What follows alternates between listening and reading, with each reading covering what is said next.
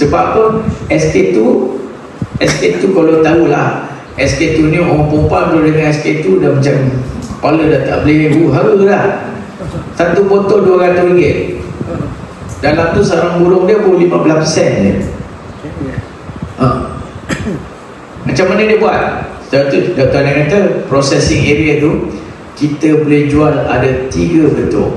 Jangan kita ingat processing nak buang bulu je. 3 processing yang dalam dunia ni tengah mencari. Satu dia panggil extraction. Dalam bahasa Melayu apa extraction. Dia masuk sambung banyak-banyak. Hasiat tu dia ambil melalui tu. Satu botol dia dalam 150 ml harga dia 40,000. Air daripada extraction tu 40,000 harga dia. Itu yang dia buatkan macam-macam lain. Nombor 2, dia buatkan jadi serbuk. Saya dah bawa satu daripada Profesor Salam. Dia buatkan serbuk, crystallized serbuk. Itu pun boleh diguna pakai untuk sabun dan kosmetik, memang sesuai, dan perubatan. Okay? Dan nombor 3 nya, kita proses tu buang bulu. Buang bulu tu proses yang ketiga. Kalau ikut betul-betul, proses ada 3. Extraction ni paling orang suka. Bawa pergi negara mana, Dubai ke mana ke, confirm seorang lelaki 3 bini. Dia beli 3 bini dia. Kalau datang memang siapa tak nak, kan? Itu yang EBN daripada Perak tu pergi. Lalas dia tak ada stok, atau apa kes burung dia pun dah kurang. Masalah burung kurang ni, ialah persekitaran tu bila dah bersih, dia buat dekat taman perumahan. Bila taman tu dah clear semua jadi rumah, burung pun dah kurang. Itu yang doktor kata, burung kurang ni bila tak ada makan dia tak datang. Itu kan. Ini yang kita kata, macam mana kita punya hileran daripada sarang burung walet ni boleh dikomersialkan. Ganu tempat terbaik sebab dia punya tourist spot dia banyak. Tempat jual durian letak satu kedai. Tempat nak pergi Pulau Redang, Pulau Kapas, Pulau mana-mana pulau tu kan ada JT tu, buat satu. Bila Cina balik tengok dia beli. Bila dia beli, dia takkan beli banyak, sikit-sikit dulu. Bila sampai sana tak cukup, Allah, patut kau beli lebih. Nanti kawan dia datang, personal shopper, kau belikan lebih, tempat ni, kawasan ni. So dekat situ nanti secara tak langsung kita punya pembangunan sarang burung kita meletup. Cuma kena ada satu pesanan daripada saya, security. Kan nanti datanglah orang yang tak berkenaan datang buat sarang buka kedai sarang burung pirate. Sarang burung pirate yang tiruan. Itu kena jaga. Sebab tu benda-benda tu kita kena daftar dengan veteriner untuk bagi tujuan pemantauan, untuk menyelamatkan kita punya keadaan kita supaya tidak ada orang lain yang berniaga dalam ni secara tiruan. Kalau kita ada pendaftaran, insya-Allah tak ada masalah. Veteriner akan cop ini kedai genuine. Kalau tak, semua orang nak berniaga sarang burung walet. Sebab tengok, datanglah toke presiden persatuan bawa kereta Rolls Royce pula depan tu, lagi habis. Situ yang kita kata, cara kita kena tahu pendaftaran mesti ada untuk kita dapatkan ketulinan pada produk kita. Okey, dapat? Boleh? Ada siapa kat sini dia punya rumah burung dia tu burung masih tak ada? Nak tanyalah. Yang dah kurang ada tak? Ada. Berapa persen kurang tu? Banyak. Okey. Burung walet, satu lagi burung walet dengan madu kelulut. Jangan duduk dekat-dekat, nanti kelulut tak ada madu. Burung kenyang, kelulut tak ada madu, sebab burung tu makan kelulut. Bagi jauh sikit. Tapi kena ingat sarang burung sekeliling dia, radius dia at least 30 meter tu tanamlah pokok bunga yang ada madu, yang suka lebah, kumbang apa suka tinggalkan tu. Kalau ada pokok plum lagi bagus, pokok kuini lagi bagus. Siapa kalau nak buat pokok-pokok ni, tanam pokok yang kumbang banyak lagi bagus. Lepas tu carilah tasik kecil.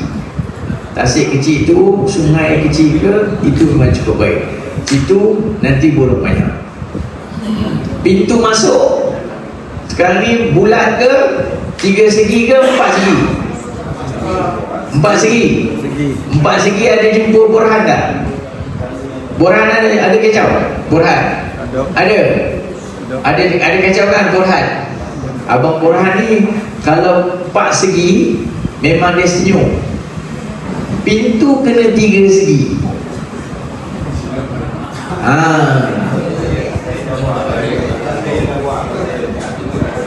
Kan? 3 segi. Borhan tak ada kan? Sebab Borhan dia tak boleh duduk 30 darjah. Kalau 4 segi dia duduk kat pintu je. Betul?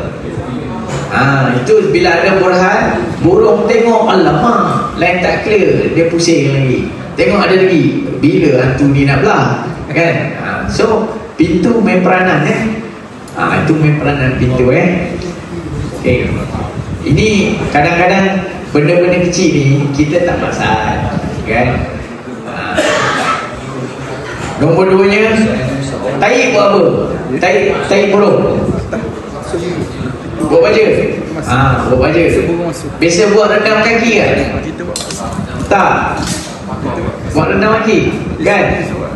Buat rendam kaki itu spa baik tu. Betul betul. Bila buat perkampungan sarang burung, macam-macam boleh buat spa kat situ. Tu saya kata Dr. Anum, saya minum sarang burung yang pokok putih hijau ni. Pergi Jepun dia tak percaya 57. Saya kata 57 tak percaya. Sebab minum memang sarang burung ni, saya beli yang hancur tu, masuk dalam kembang, habis air top up. Apa khasiat air sarang burung? Kalau nak cerita sains dia tu, Dr. Anum lagi tiada. Banyak kan? Dia ada glycine, dia ada tapi apa khasiat benda tu untuk badan kita? Kalau perempuan umur 50 tahun boleh mengandung kerana sarang burung ni, terkejut tak terkejut? 50 tahun dia dah 20 tahun tak ada anak, dia minum air sarang burung ni 3 bulan, lepas dia terkejut. Doktor kata dia mengandung. Umur 50 tahun. Doktor tanya makan ubat apa, dia kata tak ada. Lepas tu dia kata saya cuma minum air sarang burung. Dia tak makan sarang, air saja. Umur 50 tahun sangkut. Dah, dia kata dah tua-tua, dah ada anak pula kan, nenek. Baik, dah buat macam mana kan? Tapi inilah kesan air sarang burung. Kalau nak cerita lebih, tak habis satu hari. Hak jantan ni kita cerita petang sikit. Sekarang pagi-pagi tak ada cerita. Lagi separuh kilas ini saya cerita kesan air sarang burung ni, kenapa dia boleh jadi perubatan buat badan kita. Itu cerita dia. Sebab tu kata sarang burung bukan setakat minum, cuci muka ni. Cuci muka, jangan terkejut tiba-tiba nampak ada benda putih-putih terkeluar depan. Kita buang air putih tu, nanti muka kita berminyak. Itu air sarang burung. Dia macam mana magic dia tu kita tak tahu. Sebab anak tu tak makan apa, dia jilat mak dia punya air liuk je, terus dia terbang. So sumpah kita makan gitu kan, dia beri kesan pada kita. Tapi kalau setakat seminggu tak jadi. dia menteri 2-3 minggu, sebulan baru nampak dia punya kesan. Ini cerita sarang burung. So yang pentingnya kita kena tahu, bila sarang burung kita ni, kita jangan terlampau ikut orang. Sekarang ni kita terlampau bergantung pada orang. Kita buat sendiri. Sebab saya tahu kat Terengganu ni, pelancong yang masuk Terengganu ni memang lebih daripada 3 juta setahun. Tapi datang Terengganu, apa yang kita jual selalu kat Ganu? Gondek. Kan? Kopok. Betul? Kopok leko. Betul? Kalau pagi-pagi tu kita makan nasi minyak. Betul? Nasi dagang. Nasi dagang. Betul? Kalau kat Ganu lah, selalunya memang gitu lah. Betul? Orang bawa balik apa selalu daripada Ganu? Kain batik. Kain batik. Kain batik. Kalau lain daripada kain batik, betul? Kopok ni berkopok lah banyak, betul? Ada tak orang dengar pergi Ganu bawa balik-balik? Ada. Tak. Kalau dah, cuba tengok, jangan jual harga mahal sangat, jangan jual harga murah sangat, tengah-tengah. Wallet berapa kos? Berapa kos wallet? Kos wallet berapa? Siapa tahu kos wallet berapa? Siapa tahu? Siapa tahu teror? Ha? Itulah nak tanya ni, kos berapa kos? Kos wallet, bagi tahu, jangan risau kau. Syria. Syria. Syria tu okey lah tu, betul lah. Kalau kata 1 bulan dapat sekilo, betul, sekilo, betul. Ambil lah kata 10 ya satu kilo ni, kita ambil 1 gram 10 ya, betul. Kita kali semua tu, kita dapat, oh itu kos dia. Sebab apa? Nak beli bangunan, api elektrik, nak ni semua dia ada kos, betul. Kita ambil lah 10 ya, betul. 10 ya, kalau sekilo berapa ya, betul. So balik tu kita dah tahu berapa ya. Set cuci berapa ya. Bila jual tu, kita jual harga tu, kita jual harga jangan rugi. Untung sikit tak apa, jangan rugi. Sebab apa saya kata? Wallet ada 3 kategori, betul? 1 grade A, grade B, grade C. Grade C kecil, betul? Grade A besar, betul? Grade B dia sedang, betul? 3 grade harga berbeza, betul? Kan? Yang grade C tu, kenapa nak jual mahal? Labuh ke? Grade B dan grade A kita jual harga cantik, betul? Kita dapat balik kos daripada grade C. Grade A dengan grade B ni bonus. Buat itu kita buka satu perkampungan. Lepas tu baru toke boleh pergi haji. Molek lah. Kan? Kita dah tahu, oh grade C tolak, letak kat Cik Jusuf. Haji Jusuf main nampak letak. Kan? So kita tahu berapa gram, berapa. Kalau dah habis kita pecahkan, pukul rata berapa orang. Senang. Kita ada 40, contoh dalam ni ada 40 orang persatuan, betul? Semua ada grade C. Seorang hantar 1 kilo, jadi 40 kilo, betul? Tiba-tiba dalam satu hari habis 40 kilo. Dapat duit tu bahagi 40 orang, cukup ha? Yang penting toke kedai kena amanah, kan? Toke kedai kena amanah. Kalau kata sebut-sebut macam mana je, sedekah lah, kat jual syak sikit. Itulah sebab panggil saya, betul lah. Sebut-sebut je nak habis, sedekah kat dia lah, kan? Yang penting 40 kilo tu bahagi sama rata tu. Waktu nanti tengok kalau saya cakap hari ni kat masjid ni, kalau orang Johor kata cakap masjid, ni cakap depan masjid ni. Kalau buat ganam Allah, kalau fardu kifayah dengan niat kita yang baik, insya-Allah kita akan berjaya. Kejayaan ada 2. Satu dengan fardu kifayah, satu dengan niat. 2 ni digabungkan, dijadikan nama zakat. Kalau 2 ni dapat, sila bagi zakat, insya-Allah memang kita tak akan jatuh. Kita kemah lagi luas. Ini saya cerita terus terang. Bukan apa, dekat Sabah tu yang buat tu orang Kristian campur orang Islam. Itu yang dia buat. Sebab tu dia boleh maju sampai direct flight. Sekarang ni kat teleport flight semua dah tunggu daripada KL, betul? Kalau kita buat, ada unsur yang minta daripada China nak turun kat teleport, betul? Sebab apa? Kerana walik. Bila datang kerana walik, kerana pulau, kan?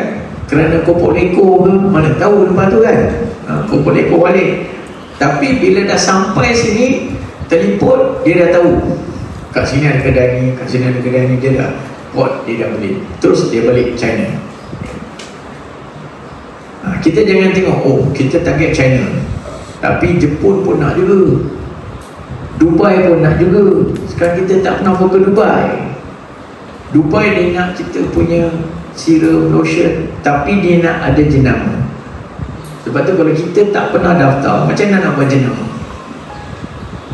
Jenama apa? Carilah jenama yang nama-nama yang baik sikit, yang nama yang keret sikit, kan? Contohnya kalau kat Kelantan tu kita letak Khadijah, betul? Sekarang ni Siti Khadijah dia jual apa? Telekung. So kita letak nama Khadijah, kan? Khadijah kan? Letak nama Khadijah. So brand Khadijah ni memang kau tunjuklah muka macam adik Nilofa ke apa ke, kan? Carilah muka lawa-lawa sikit, Khadijah. Arab dan tenggigil, kan? Melalak. Lepas tu kita pergi Dubai, bawa produk kita. Bila bawa produk sana, produk tu satu, nombor dua, ejen akan cek kita. Cuma kita kena pastikan dia minta berapa, kita kena supply.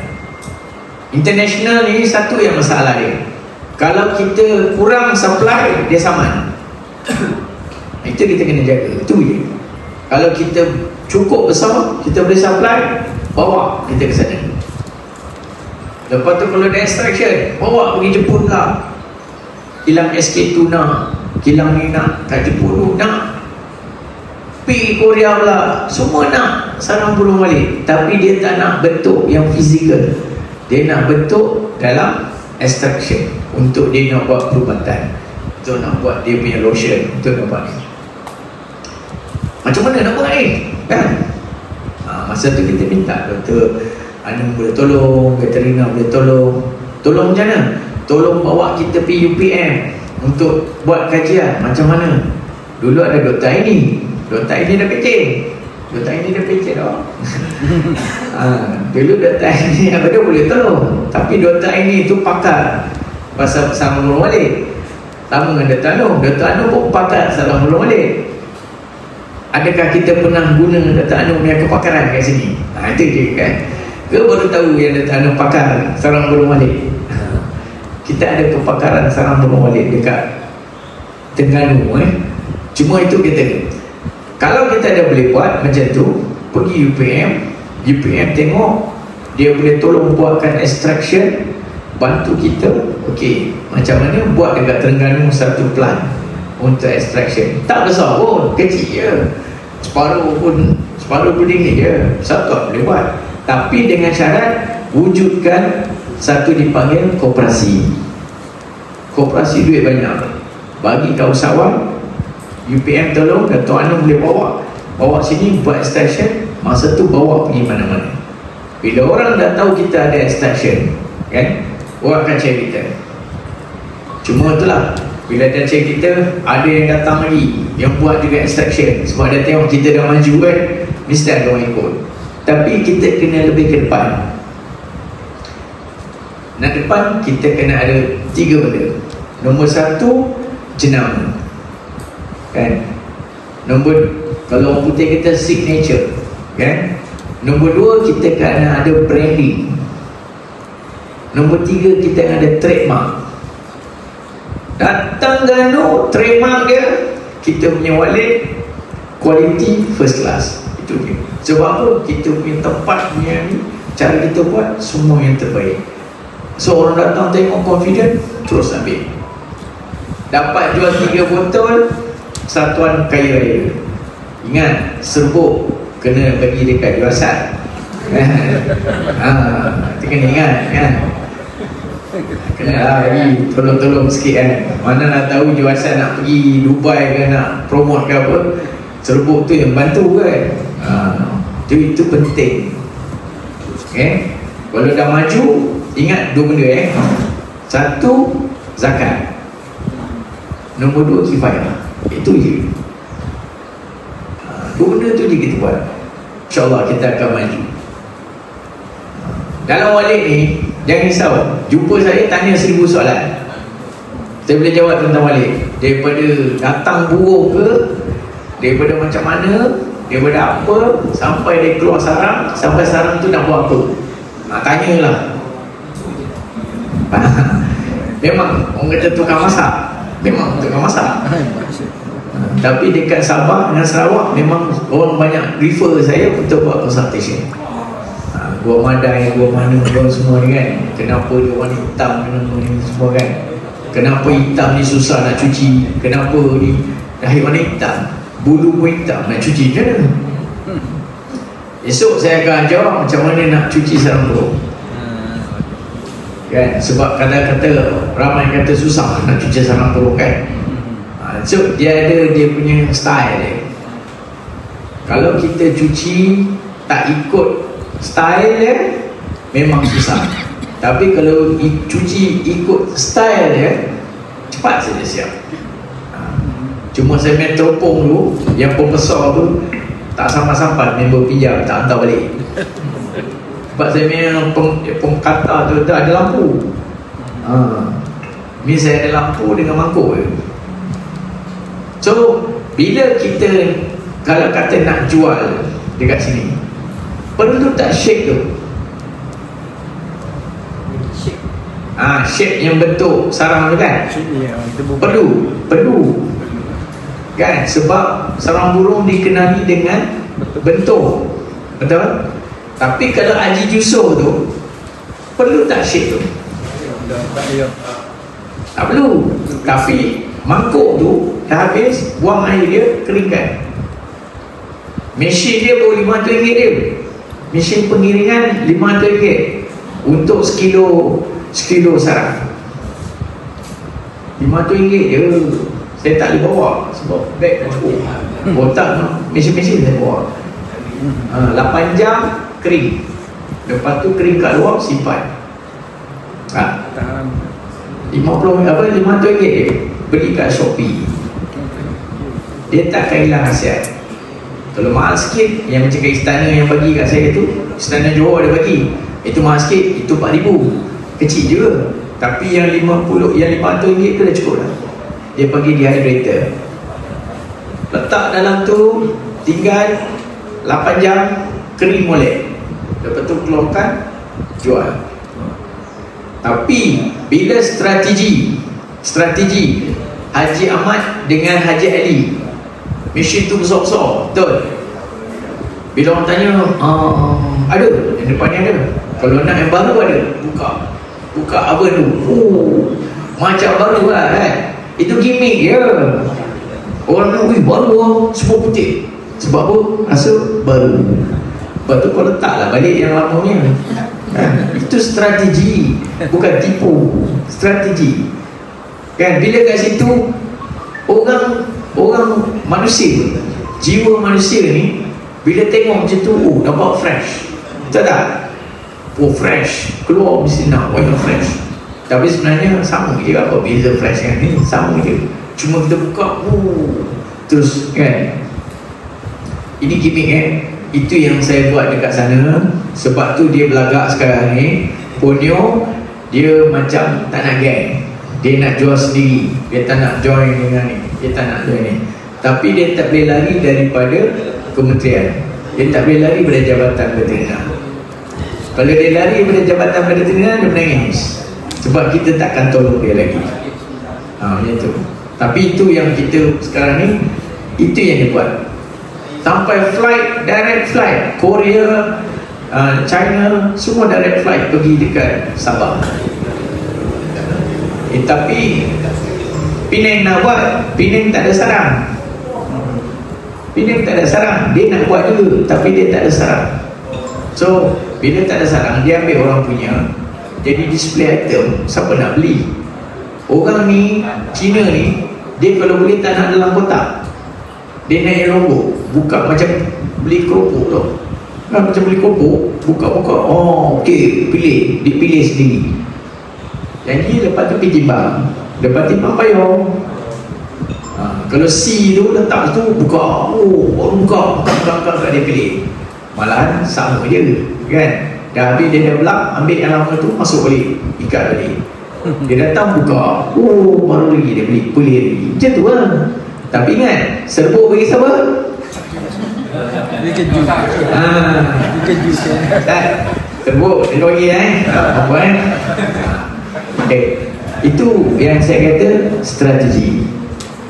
Strategi cara kita nak jual sarang burung. Lepas ni kita dah tak ada masalah nak fikir pasal marketing lagi.